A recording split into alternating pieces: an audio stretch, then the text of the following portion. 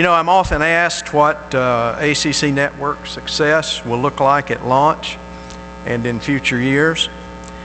First, we obviously want to meet our distribution goals from the very beginning based on discussions with ESPN and our media advisors.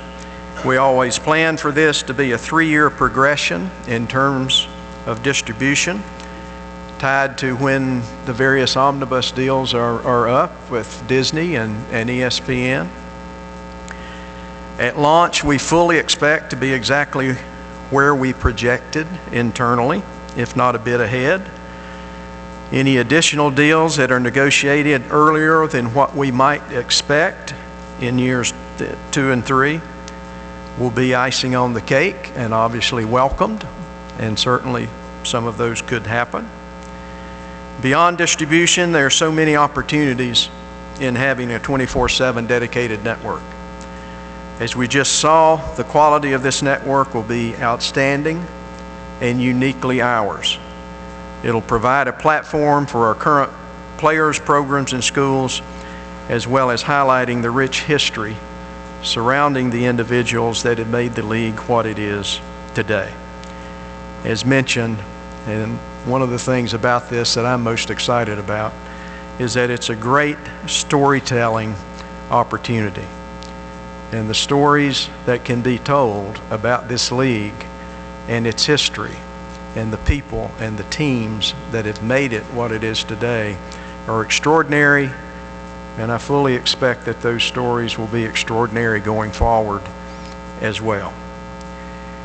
With that, let me stop and open it up for questions, and I'm sure Roz will be happy to answer any questions you may have of her as well. I know we haven't touched on some of the things we might normally touch on in this forum as it relates to the upcoming football season itself, but you'll have plenty of opportunity to do that with our outstanding coaches that are here with us, as well as the players that are here with us. But we wanted to really focus on what truly is an historic milestone for the league in launching the ESPN ACC Network. So, Amy, I guess I'll turn it over to you in terms of the questioning. Yeah, as we usually do, we have time here for some Q&A. I will mention that ESPN is going to be in the breakout room following this Q&A. So once we break from here, they'll be available. Both Carrie Potts and Amy Efnowski are here. So if you have any specifics that you want to have addressed, they can help point you in the right direction. So for now, let's take some questions for Commissioner. We've got microphone holders throughout the room, so just make sure I see you and we'll get through as many of them as we can. Let's start back in the back over here on the far left. Will?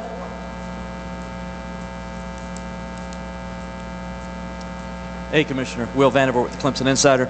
Just wanted to ask you, with Clemson's success the last 4 years and you're trying to get this network launched, how much has that meant from the football side of things that they've able to have been doing the things they've done as your negotiations with ESPN? Well, I don't think you can even measure it. It has meant a great deal. There's no question about that. The fact that we've had from a football perspective, had a team in the every year of the college football playoff in its first few years, that says a lot. The fact that Clemson has won 2 of the last 3 national championships. Timing couldn't be better from a business standpoint and from a network standpoint. And I think too, when you couple the other championships and the other sports and the depth and the absolute full commitment that our schools have made to the sport of football, it's given us a lot more depth than we used to have. It's given us a lot more opportunity going forward to have that many, have numerous quality teams. But anytime you have a team that's doing what Clemson is doing in college football, it's good for the entire league, and certainly good for this network launch without question. It's awfully nice to be able to launch a network with the first live football game having the national champion in it. So I think that says it all in terms of Clemson and what they've done, as well as what it then means to the league in terms of going forward with the network. So great timing from a Clemson standpoint. Great timing, as I earlier reviewed the last 5-6 years. That kind of competitive success, as I said, is just simply good for business. We'll take our next question down here in the second row. David.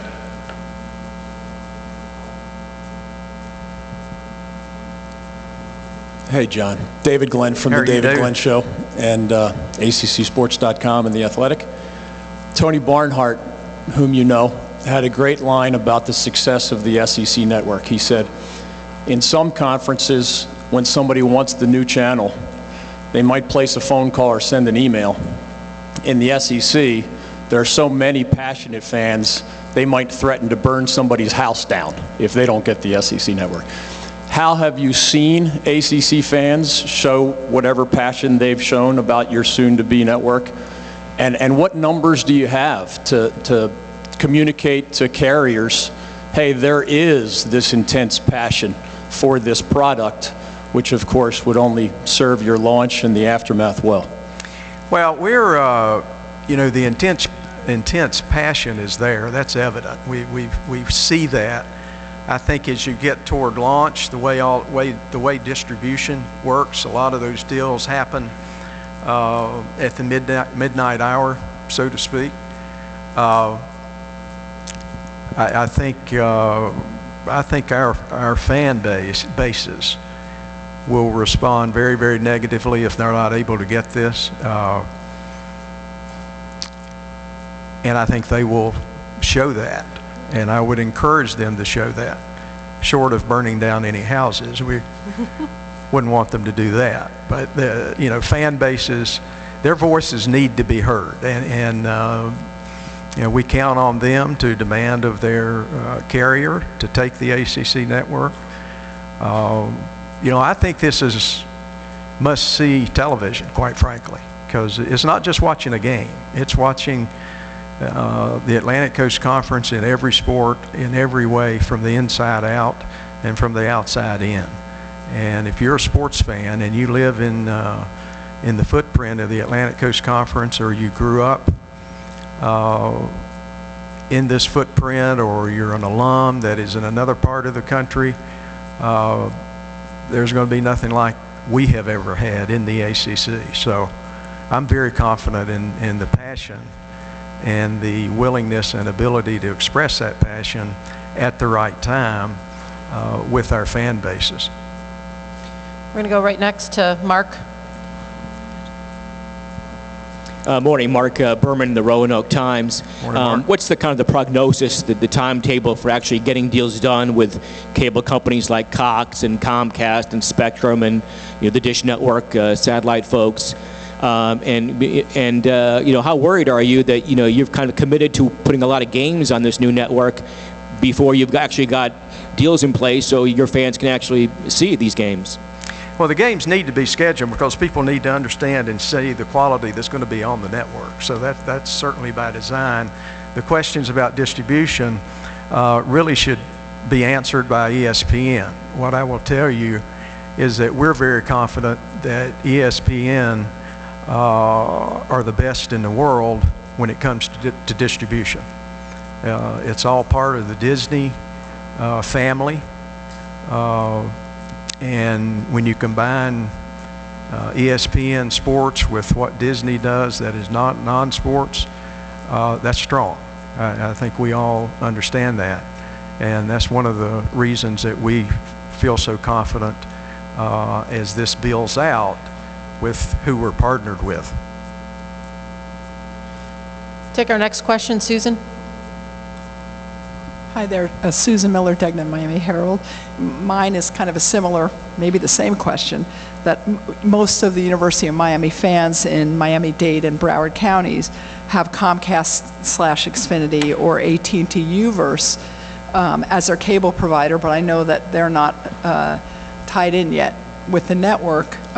Again, what would you tell them in particular, and what's their biggest challenge, and what happens if they don't get it? What are they supposed to do then? You'll be able to get the ACC Network anywhere in the nation, one way or another, whether it's DirecTV, whether it's Hulu that are already on board. So people will have an opportunity to change carriers if they're not happy with their current one who's not carrying the ACC Network. So that's what I would say first. And secondly, what I've said over and over again, contact your carrier if they're not carrying it and demand that you want it. It's a consumer sort of thing, and be passionate when you do it. Okay, we're going to come over all the way down on our far left in the front row.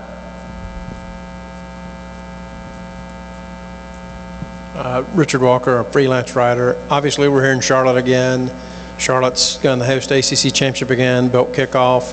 What has made Charlotte such a good place for the ACC? And with the Panthers, the perception that they're going to build a new stadium, any concern or worry about that contract being extended further? Well, right now, our contract runs through 2030 in Charlotte for a football championship game. So obviously, that in itself tells you how pleased we have been. And we truly have found a home for our championship game. It took us a while. We learned some lessons along the way, but we have found a home here. I've spent extensive time with the new ownership that the Panthers have, and it's already a terrific relationship. They are fully supportive and on board. In fact, spent some time with Tom Glick last night. And so we feel extraordinarily good about Charlotte and the ACC championship. And I think when you talk about that, it's Charlotte the first Saturday in December every year, and that's going to be for a long time to come. And if the stadium is improved and there ends up being a dome stadium or something of that nature, that's all the better, and we would be a part of that as well. Charlotte, when you combine the city, uptown Charlotte, the hotels that are here, the restaurants that are here in close proximity to the stadium, and what is now we consider an outstanding stadium. I mean, that's an outstanding stadium today. So it's all about looking to the future and where do things need to be longer term, and I know David Tepper's brilliant at that. So we expect to be here a long time and very, very pleased with it. It's 8 of our schools are within 300 miles, so it's very drivable for a lot of our schools. You can fly directly to Charlotte from every single one of our schools. A lot of the people we're going to be working with administratively and some studio work for the ACC Network will be done here in Charlotte. So, and we have a long history with Charlotte, even before the football championship game, with men's basketball and women's basketball to a degree. Our baseball championship will be here next spring. Terrific park here for that as well. So the Charlotte ACC relationship is a long one, and it's stronger now than it's ever been. It's interesting with the growth of our league as it's expanded. Charlotte has remained sort of the epicenter of the footprint. Take our next question from David. John, David Teal from the Daily Press. You have often expressed your reservations about legalized gambling as it relates to intercollegiate athletics, especially after hearing from athletes at the spring meetings. Right. A lot of ESPN program embraces gambling. Have you had discussions with the ESPN folks on gambling and the discussions on the ACC network? To a degree. It's obviously a changing world for us in regard to that. David, quite frankly, our presidents would like to see a carve-out for college athletics, so that college athletics could not be gambled on, as well as high school athletics. So that effort continues, and we'll see how that works out. Obviously, with ESPN or anybody else we're partnering with, we want, space between gambling and our games. So we do have those discussions. We will have conversations ongoing about that. But the laws are changing. I would hope that at some point at the federal level there's some consistency brought to how this is done state to state, if it indeed is going to happen in a particular state. Obviously the states make that decision right now, and I think there's 7 or so that have gotten there to this point, and I'm sure there'll be a lot more. So it's something we're going to have to learn how to navigate. Obviously gambling has been there illegally. We're well aware of that, and a lot of it. Now it's legal, and we have to figure out, I think, how that changes things in terms of how our athletes perceive it, the pressure that it puts on our athletes, the pressure it puts on people that are around our programs. It's pretty compelling conversation in the spring at our spring meetings with the athletes we had in that were representing that. They're very uncomfortable with the position it can put them in with their fellow students, and how they might be perceived, and walking into a classroom and another student mad because they did something that cost them some money. What does it mean now that something is legal, if it is legal in your state? Does that change the mentality with students and with young people that, hey, this is okay, there's nothing wrong with it, and with our athletes? So there's a learning curve there for us to figure out what we need to be doing, but we also haven't given up on protecting the collegiate game. I wouldn't handicap that, I would use that term, as to where that may end up, but we haven't given up on that. And we're also pushing hard for some federal legislation that would bring consistency from state to state as to how it's done. In our league, we've got 10 states, and they could all go about things a little differently, which could really complicate some of the things we would be trying to do. We're going to finish with 2 last questions. We'll start here with Joe. Joe Ovius from 99.9 The Fan. The SEC announced that they're going to do like a Twitter account that will take fans inside their video center to explain rules, certain statistics, basically more direct to fan explanations. Has the ACC considered adopting a similar policy or doing something similar on the ACC network to take fans inside decision making? No, not at this point, but it's something we'll keep an eye on and discuss, and if it's something that we think would be good to follow, that would enhance things, we'll take a serious look at it. But in terms of going the route that the SEC is going right now, we do not have plans to do that. Take our last question, Luke in the back. Luke DeCock, Raleigh News and Observer. John, Hey, Luke. NC State got the first notice of allegations in what figures to be many in the federal basketball investigation fallout. I'm curious what your thoughts were on that, and what would you extrapolate from that based on how you expect the NCAA to handle all of this new evidence that they got from the trial and the depositions? Well, Luke, the first thing I would say is what you hear me say every time when we have that type of issue in the league. You wish it didn't exist. I don't know of anybody better that will deal with this very effectively than Chancellor Woodson and Boo Corrigan.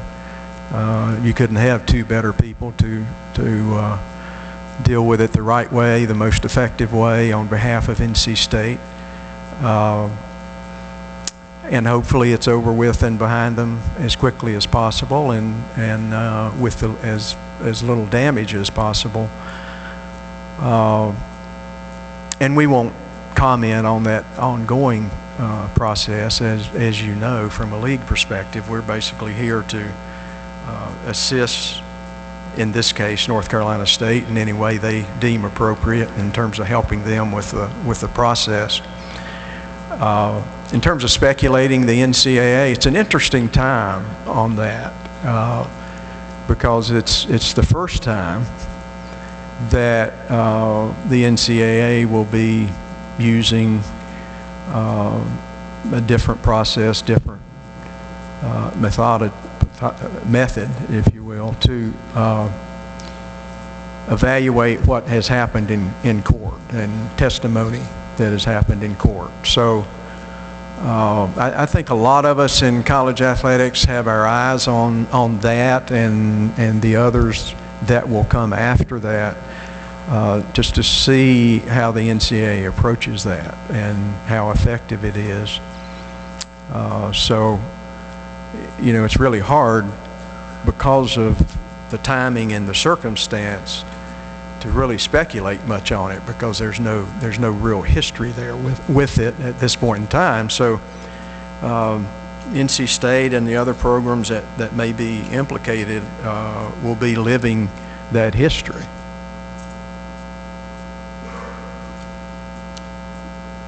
That concludes today's forum. As a reminder, ESPN